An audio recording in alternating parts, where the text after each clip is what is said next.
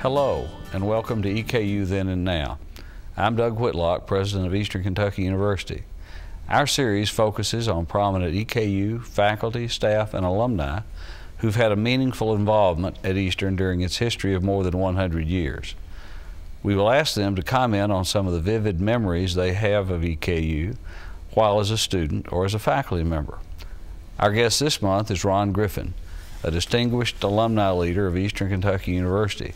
Ron is currently serving as president of the board of the EKU International Alumni Association. Ron began his studies at EKU in the mid-60s, came back in the early 70s, and after serving 4 years in the U.S. Air Force. He earned a Bachelor of Science degree in marketing at EKU in 1979. Ron works for Kentucky Educational Television, where he's director of the Enterprise Division, overseeing the marketing, sales, and distribution of all of KET's print, video, and online instructional materials throughout the U.S. and in many foreign countries. Before working at KET, he held sales and marketing positions with the 3M Corporation, Xerox, and WDKY Fox 56 Television in Lexington. Ron and his wife Laura have 3 daughters and 3 grandchildren. Ron, thank you for your important leadership service to EKU and for your willingness to join us this month on EKU Then and Now. Well, thank you for the invitation. Before we get into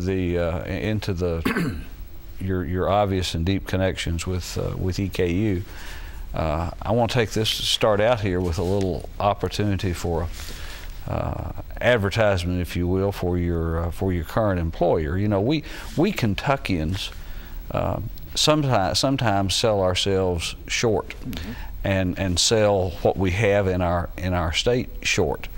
But one of the things that I know from my travel around the country and dealing with people with interest in education, across the 50 states, is that KET, Kentucky Educational Television, is generally and uniformly recognized across America as one of the real leaders and jewels in educational television. And but not enough folks in Kentucky are aware of that. Well, you're exactly right. It's kind of a well-kept secret. Maybe it shouldn't be, but the KET is the largest public broadcasting network in the United States, second only in the world to one in Japan. We've long had a strong history in education, be it the KET, Kentucky Educational Television.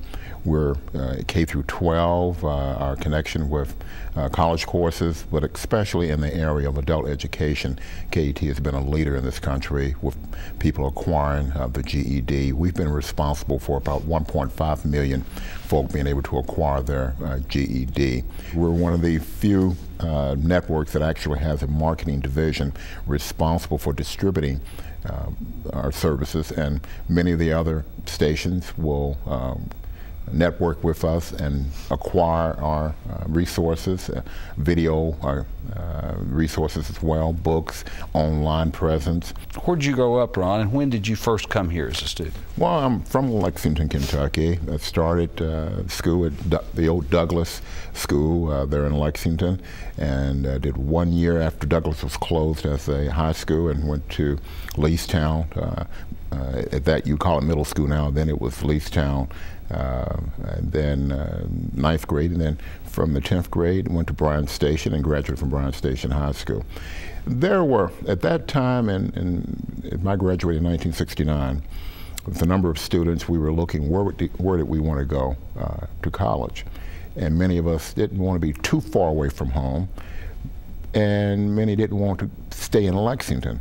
And quite frankly, we felt the atmosphere for African American students was better at that time here at Eastern than we felt at the University of Kentucky, unfortunately. Even at the University of Louisville, it was just we felt a good place to come. And once we got here as freshmen, we found out there was a large black student population here at Eastern Kentucky University. There was a feeling of being welcome here at the campus. It was it's a good base. They had a strong black student union at the time. We had many of the students were student athletes.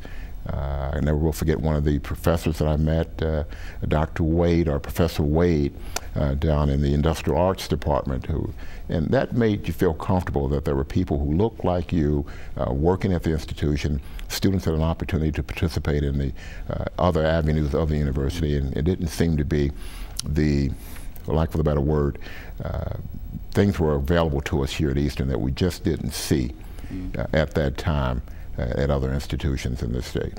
Of course, Jim Way was one of the two first African American faculty members, full-time faculty members at Eastern. He came, as you say, he was in industrial arts, and he came to EKU after a very distinguished career in the public schools in Cynthiana in Harrison County, and just in the last year or so, we lost Jim. His wife Anna, who also was engaged in a lot of student success work on the EKU campus in our counseling and advising center, is still here. Their daughter is a member of the faculty. So that Way family tradition continues. That atmosphere, the campus climate that African American students then, and I'm confident still do to this day, that welcoming climate on this campus. Bill Burge was one of the architects of that, without question. We very systematically do